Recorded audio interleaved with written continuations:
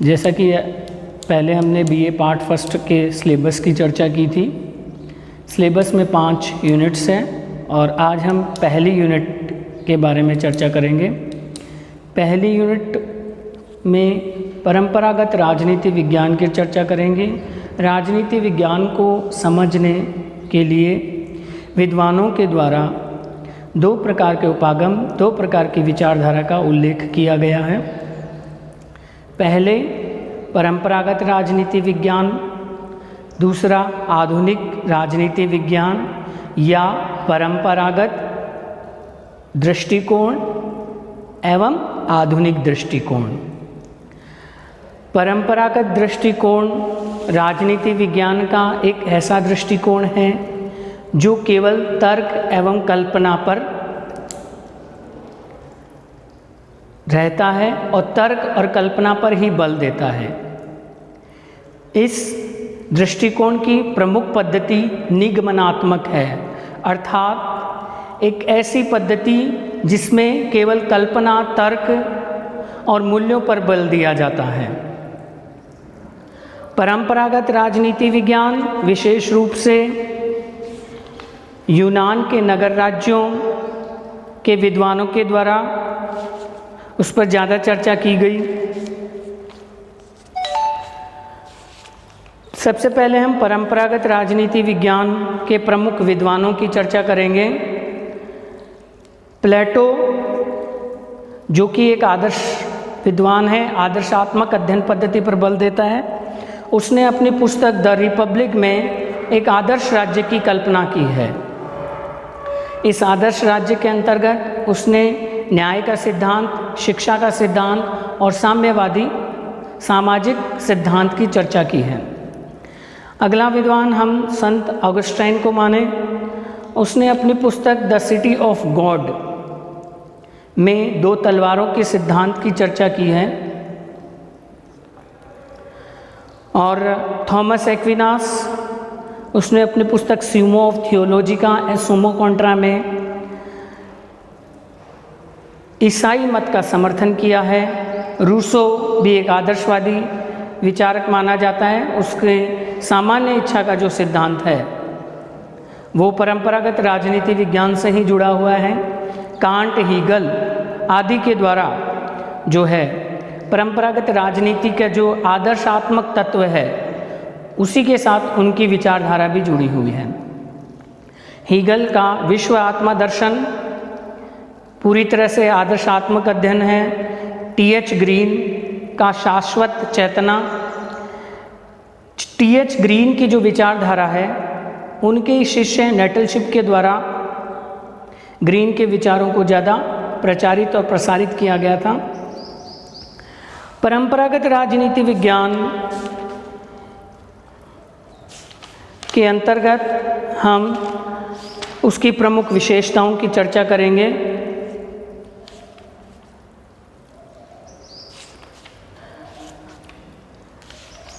पहली विशेषता ये मानी जाती है परंपरागत राजनीति विज्ञान की कि यह तर्क और कल्पना पर आधारित है, अर्थात राजनीति विज्ञान का परंपरागत दृष्टिकोण तर्क और कल्पना पर बल देता है।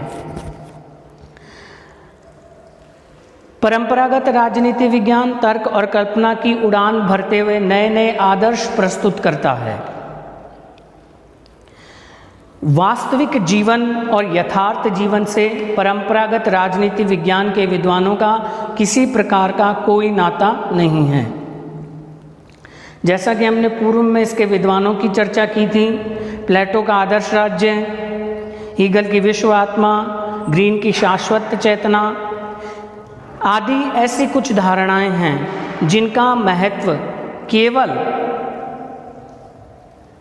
एक आदर्श रूप में ही है। वास्तविकता में, यथार्थ में उनका कोई महत्व नहीं है। तो इस प्रकार परंपरागत राजनीति विज्ञान का पहला बिंदु पूरा होता है। दूसरे बिंदु पे हम चर्चा करते हैं। तो दूसरा पॉइंट है अध्ययन का संकुचित होना, या हम यूँ कहें संकुचित अध्ययन की पद्धति का प्रयोग करना। यानी परंपरागत राजनीति विज्ञान केवल संकुचित क्षेत्रों का ही अध्ययन करता है। परंपरागत राजनीति विज्ञान के अध्ययनकर्ताओं के द्वारा अपने आप को विशेष रूप से पाश्चात्य व्यवस्थाओं जिसमें यूरोप के देशों और अमेरिका की राज व्यवस्था के ऊपर चर्चा की जाती है। इसके अलावा एशियाई, अफ्रीकी तथा लैटिन अमेरिकी देशों की जो राजनीतिक व्यवस्था क्या है, किस प्रकार की है, उसके बारे में परंपरागत राजनीतिक विद्वानों का किसी प्रकार से कोई ध्यान नहीं दिया, ना ही उन्होंने उनको उचित महत्व प्रदान किया। उनके लिए केवल यूरोप और अमेरिका की राज व्यवस्था ही मुख्य रूप से स्थान रखती है। केवल उनकी सरकार, उनके संविधान का ही अध्ययन करते हैं। एशियाई और अफ्रीकी तथा लैटिन अमेरिकी देशों की राज व्यवस्था कैसी है, वहाँ का संविधान कैसा है, वहाँ की शासन व्यवस्था क्या है, उसके ऊपर किसी प्रकार का ध्यान परंपरागत राजनीति विज्ञान के विद्वानों ने नहीं दिया। इसलिए हम कह सकते हैं कि परंपरागत राजनीति विज्ञान का जो अध्ययन है वो संकुचित है। उसमें केवल कुछ ही देशों की राज व्यवस्था का अध्ययन किया गया है। आगे हम तीसरे पॉइंट की बात करें।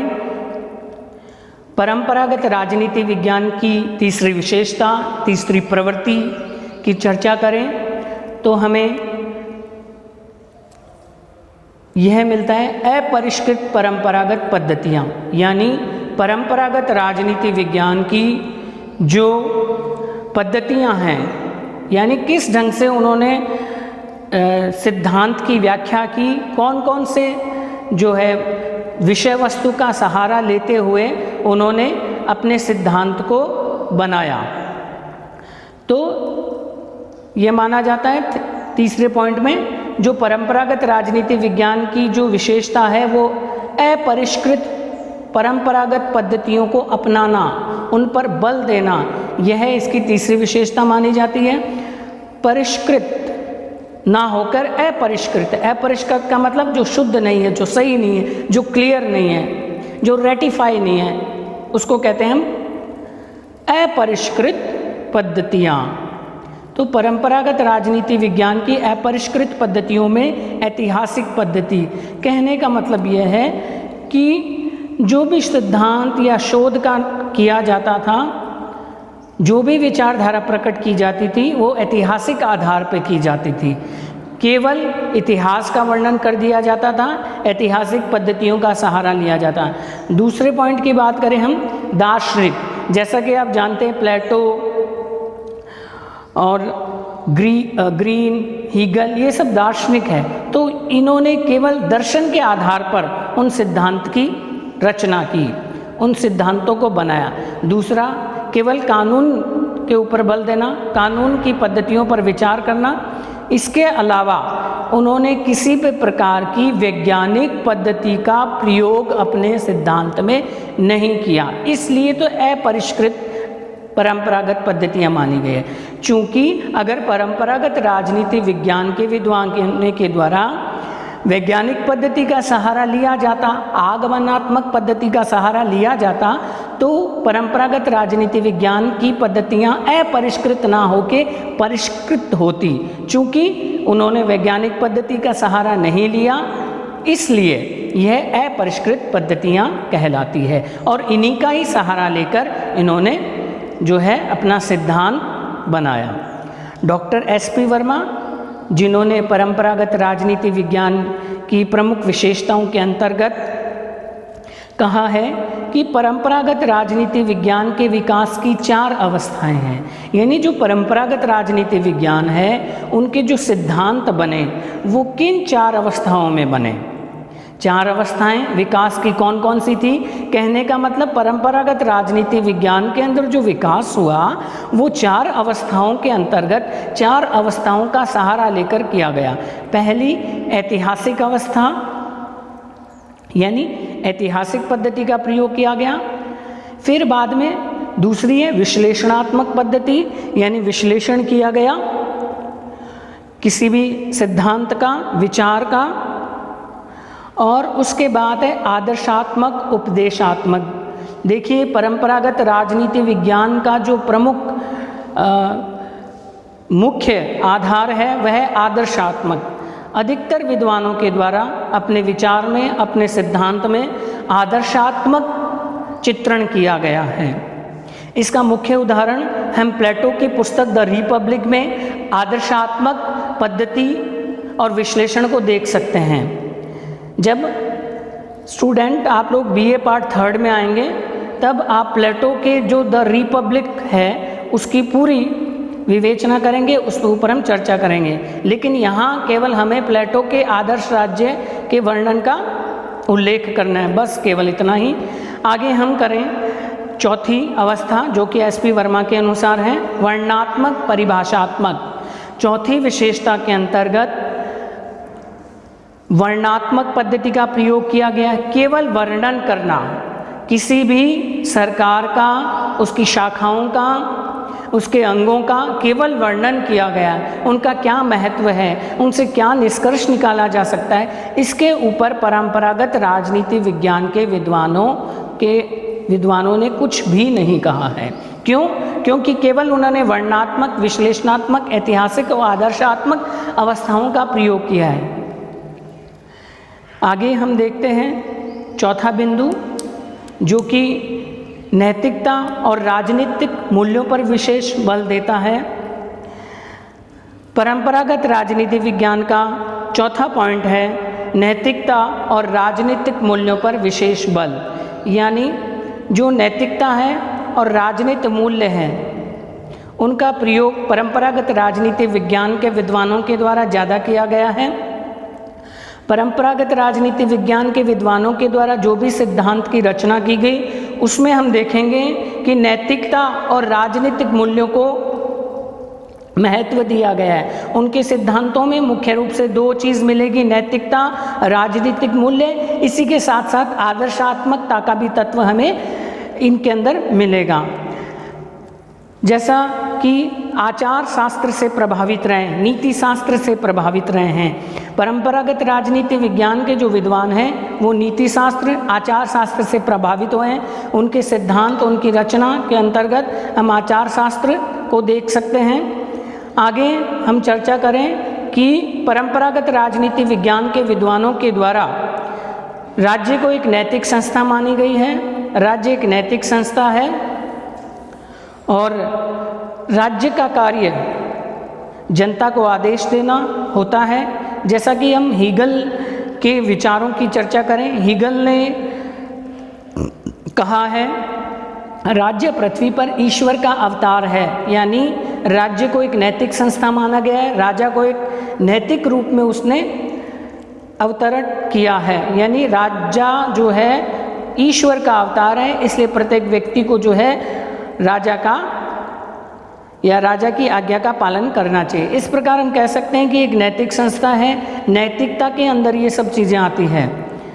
आगे हम देखें मूल्य सापेक्ष, यानी जितने भी राजनीति विज्ञान के विद्वान हैं परंपरागत राजनीति के, उनके जो सिद्धांत हैं उनमें मूल्यों का सहारा लिया गया है।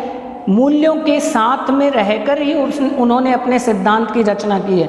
उनका मानना है कि मूल्य विहीन राजनीति का कोई भी महत्व नहीं है। सापेक्ष का मतलब मूल्य के साथ अध्ययन करना।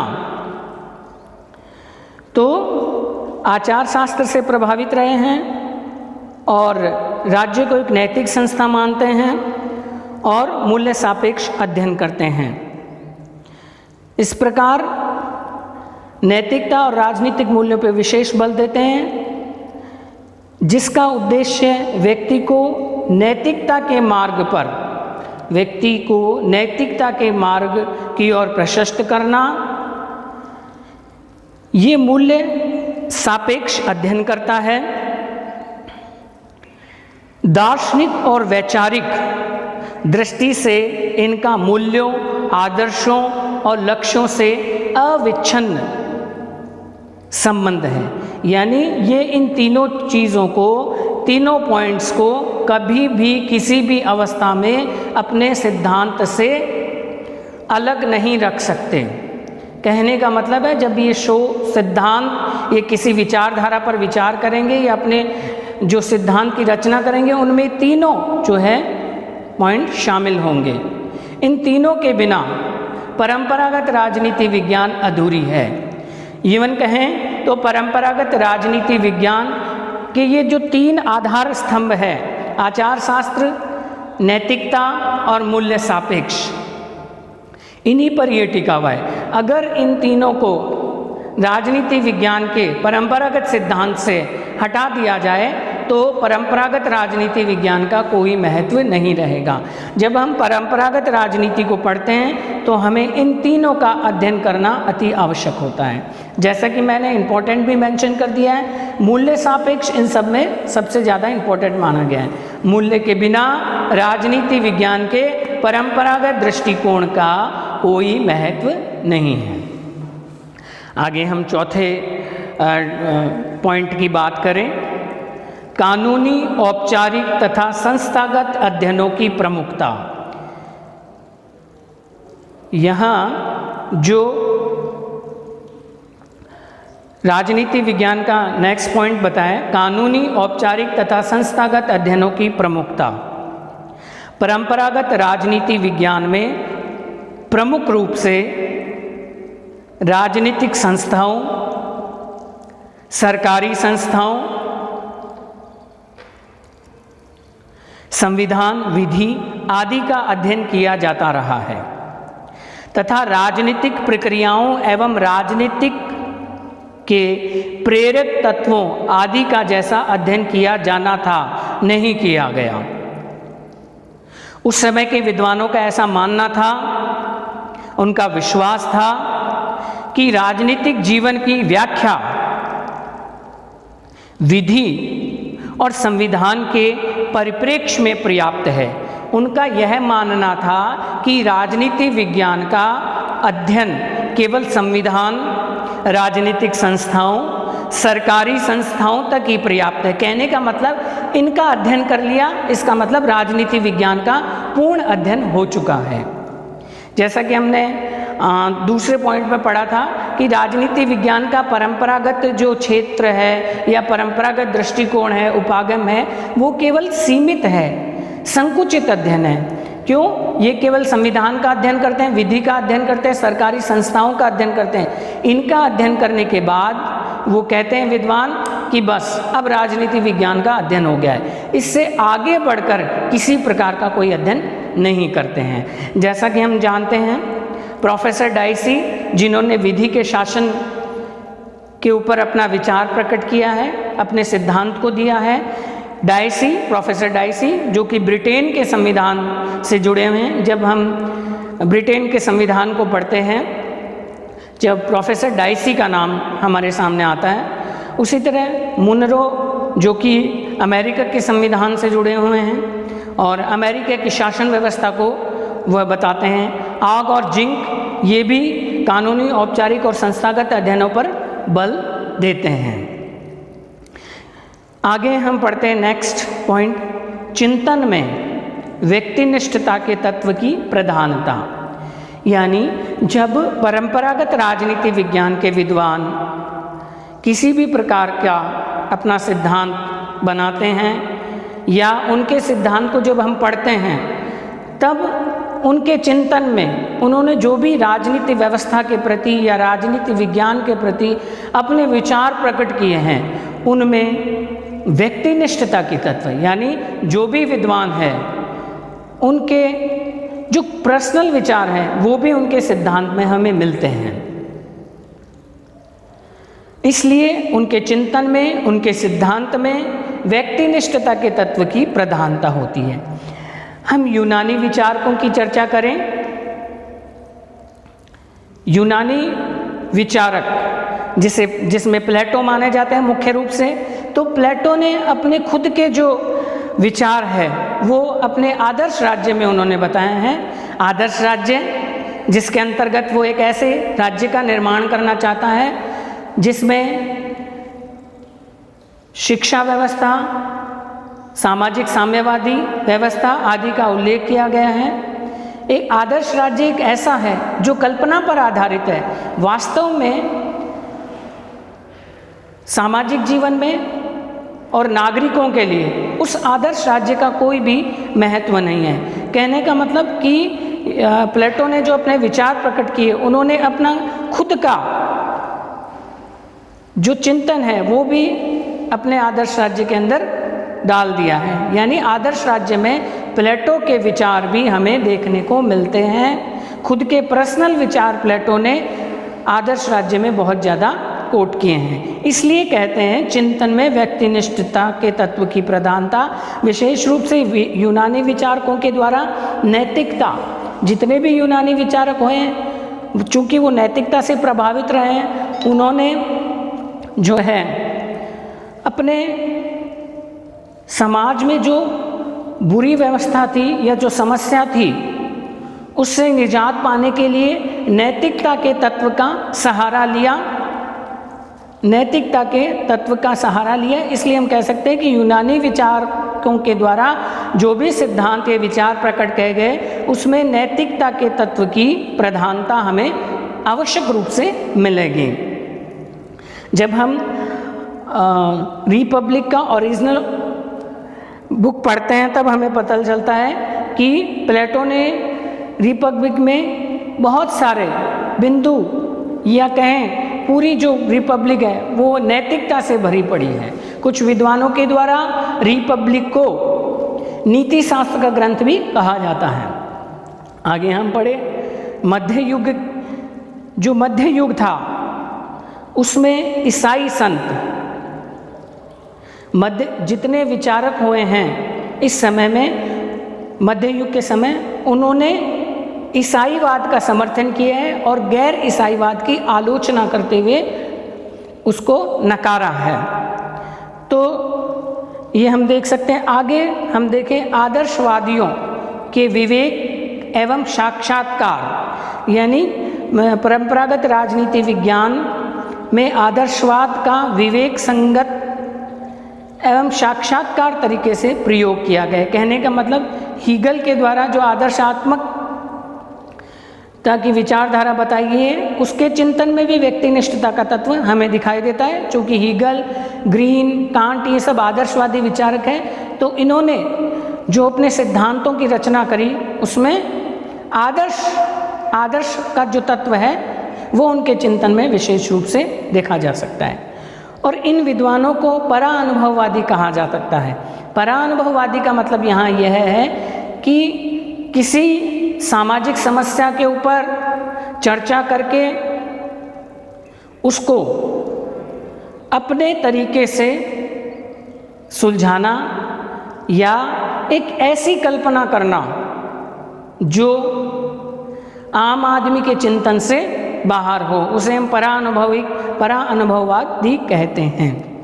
और परंपरागत राजनीति विज्ञान के विद्वान निगमनात्मक अध्ययन पद्धति का प्रयोग करते हैं। इस अध्ययन पद्धति का मतलब यह है कि ऐसी पद्धति जो वैज्ञानिकता को नकारती है या ऐसी पद्धति जिसमें वैज्ञानिकता के तत्वों का समावेश नहीं किया गया है, उसको हम कहते हैं निगमनात्मक अध्ययन पद्धति।